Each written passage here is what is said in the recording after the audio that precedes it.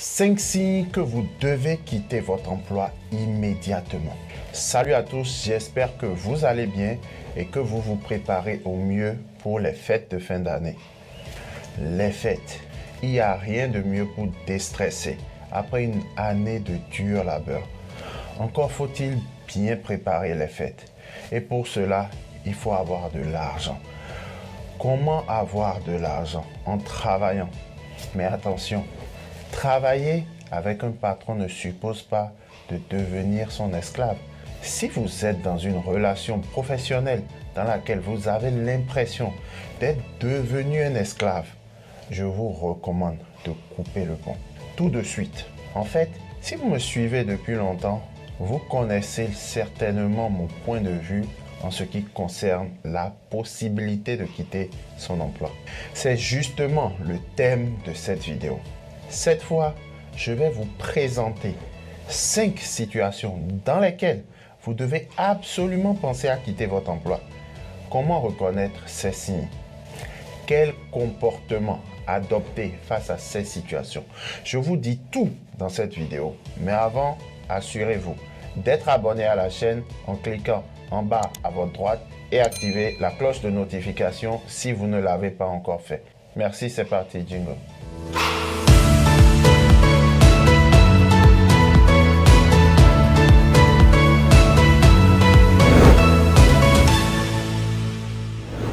Tout au long de ma carrière, que ce soit en tant que salarié ou en tant que chef d'entreprise, j'ai vu plusieurs clients, chacun ayant sa propre histoire, sa propre expérience. C'est ce qui d'ailleurs a permis d'enrichir cette vidéo. Je me suis nourri des vécus des uns et des autres et je suis parvenu à une conclusion. Beaucoup de personnes, je dis bien beaucoup de personnes, ont l'impression de travailler, mais en vérité, elles sont juste des esclaves de leur employeur. Personnellement, je pense qu'il n'y a pas vraiment de date limite ou de période limite qui vous dire qu'il est temps de rompre avec son patron. Je crois que l'élément à prendre en compte, c'est votre mentalité. Autrement dit, jusqu'à quel point pouvez-vous accepter de travailler dans des mauvaises conditions et dans un mauvais environnement? Posez-vous les bonnes questions par rapport à votre emploi actuel. Votre emploi actuel vous satisfait-il? Êtes-vous comblé? Avez-vous l'impression d'avoir trouvé votre vocation ou votre chemin, comme certains le disent? Comment votre milieu actuel affecte-t-il votre carrière et vos compétences? On pense à l'avenir, on s'inquiète ou alors on se dit que par mesure de sécurité, il vaut mieux avoir ce que l'on a plus tôt que de se jeter dans le vide. Mais ce raisonnement est mauvais. Non seulement vous êtes affecté, mais les personnes qui vous entourent le sont aussi. Vos proches, vos conjoints, les membres de votre famille, votre cercle d'amis. Tout le monde est forcément affecté par votre décision. Pour ma part, je reste convaincu qu'un emploi stable est une mauvaise excuse pour tolérer un environnement de travail toxique. Bien sûr, je ne suis pas en train de dire que vous devez fuir chaque situation difficile que vous rencontrez au travail. Pourquoi? Parce que de base, les entreprises aiment voir des candidats qui persévèrent face à l'adversité. Cela dit, il y a beaucoup de travailleurs qui justifient le fait de rester dans des positions malsaines pour eux en se basant sur une obligation qu'ils ont envers un employeur qui leur a donné leur première chance. Par ailleurs, nous admettons tous, en général, que le changement d'emploi est mauvais et nous ne voulons pas avoir cela sur notre CV. Cependant, les recruteurs et les responsables de l'embauche comprennent la différence entre changer d'emploi et quitter une mauvaise situation. Vous ne deviez donc pas être obligé de rester dans une situation qui ne correspond pas à vos valeurs fondamentales ou qui vous fait du mal physiquement ou mentalement. Vous êtes-vous déjà retrouvé dans une situation pareille? Comment l'avez-vous vécu? Je suis curieux de connaître votre expérience. Alors n'hésitez pas à lâcher la vôtre en commentaire, je la lirai avec plaisir. À présent, attaquons le cœur de notre sujet. Voyons, 5 signes qui démontrent qu'il est temps que vous quittez votre emploi et de partir vers de nouveaux horizons. Le tout premier, vous souffrez émotionnellement et physiquement. Si vous avez un travail qui vous amuse, c'est bien. Mais en revanche, si vous effectuez un travail qui vous épuise physiquement, émotionnellement et qui vous affecte d'une autre façon, écoutez, partez.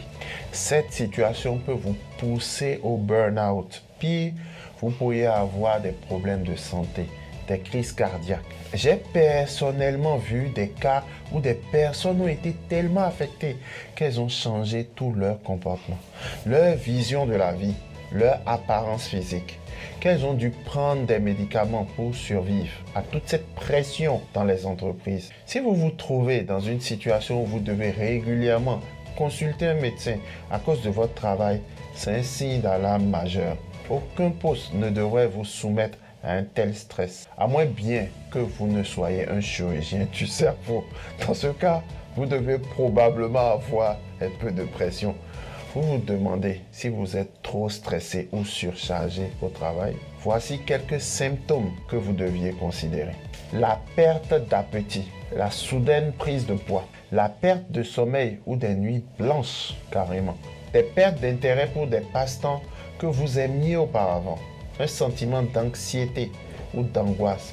D'autres symptômes sont aussi visibles. Par exemple, si vous vous réveillez la nuit en pensant à ce rapport au travail que vous n'avez pas encore envoyé, ou cette réunion qui approche et qui vous stresse, ou encore au fait que vous devez parler à votre patron de quelque chose qui vous met mal à l'aise, c'est que le moment est venu de partir. Chez certaines personnes, les symptômes sont encore plus graves. Par exemple, j'ai vu des personnes qui ont perdu leurs cheveux. Je vous parle de la calvitie. Ils ont développé des maladies simplement en raison d'un surmenage au travail. Si vous développez des troubles physiques ou mentaux à cause de votre travail ou des choix de votre carrière, vous devez partir. Prenez vos jambes à vos cous rapidement. Votre santé est trop importante.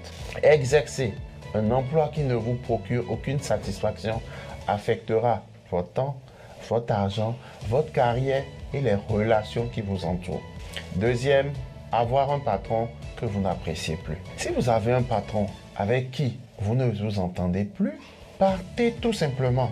La question de collaborer avec un employeur qui met mal à l'aise est la première motivation pour laquelle plusieurs personnes recherchent d'autres opportunités.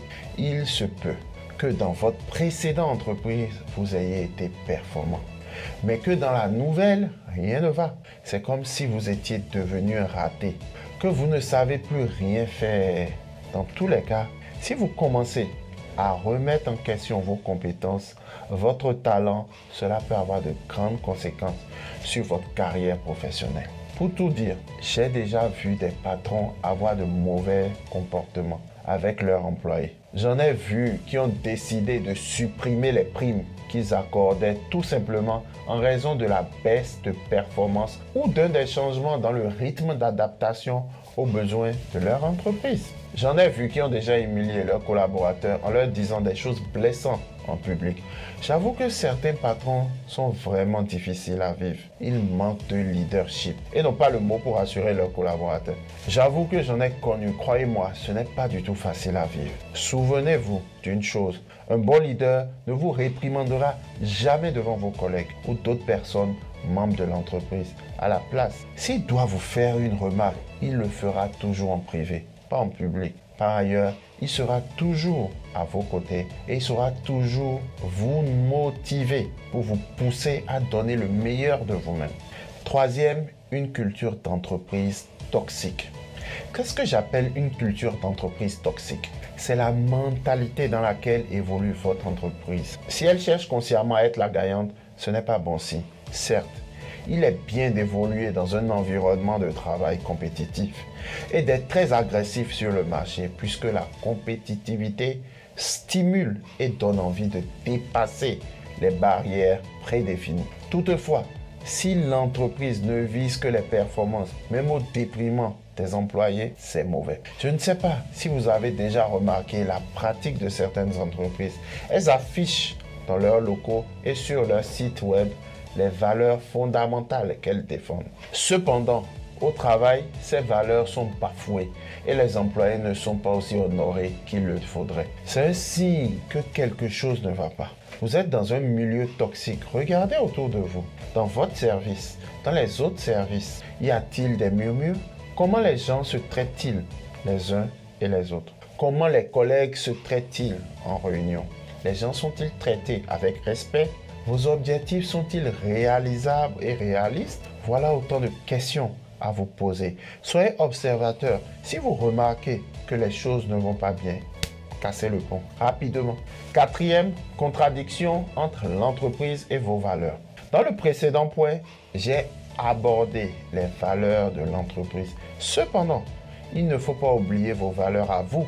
Prenons un exemple simple. Admettons que votre entreprise vous propose de faire quelque chose d'illégal. Supposons que vous êtes un comptable et que la société vous demande de modifier des chiffres afin de cacher un déficit dans son chiffre d'affaires. Pire encore, elle vous invite à trafiquer les chiffres parce qu'elle espère gagner un appel d'offres. S'il vous plaît, n'attendez plus, partez.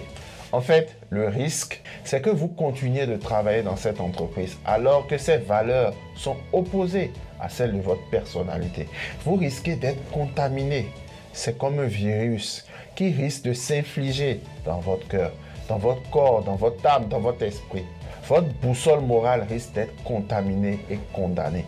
Cinquième, une entreprise qui ne se conforme pas aux règles en matière de sécurité.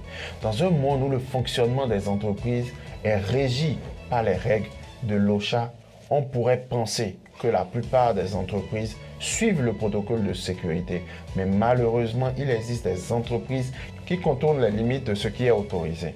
Généralement, au nom de la rapidité du travail et de la rentabilité. Cependant, à mon avis, la sécurité n'est pas négociable.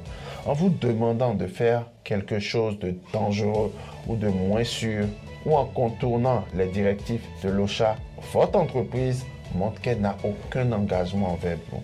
C'est mauvais signe. C'est une preuve que la société est toxique pour vous. Dans votre société, si dans votre rôle, on vous demande de faire quelque chose qui ne vous convient pas, faites part de vos inquiétudes à votre patron. Il devait pouvoir intervenir à faire quelque chose. Si votre employeur ne réagit pas, allez voir votre responsable en ressources humaines et faites la même chose. Tout bon dirigeant arrêterait immédiatement le travail et répondrait aux préoccupations des uns et des autres avant de poursuivre. Toutefois, si l'entreprise privilégie les résultats financiers au détriment de votre vie ou de votre bien-être, vous devez absolument vous barrer. Partez vite. Après tout, c'est votre vie qui est en jeu. Aucun emploi, je dis bien aucun emploi, ne vaut la peine de risquer votre vie ou votre intégrité physique. Personnellement, moi, j'ai quitté mon emploi après avoir eu un accident de tram.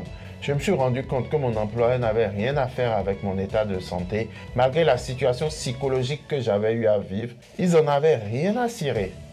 Donc, le dernier mot vous revient. Voilà, c'est tout pour aujourd'hui.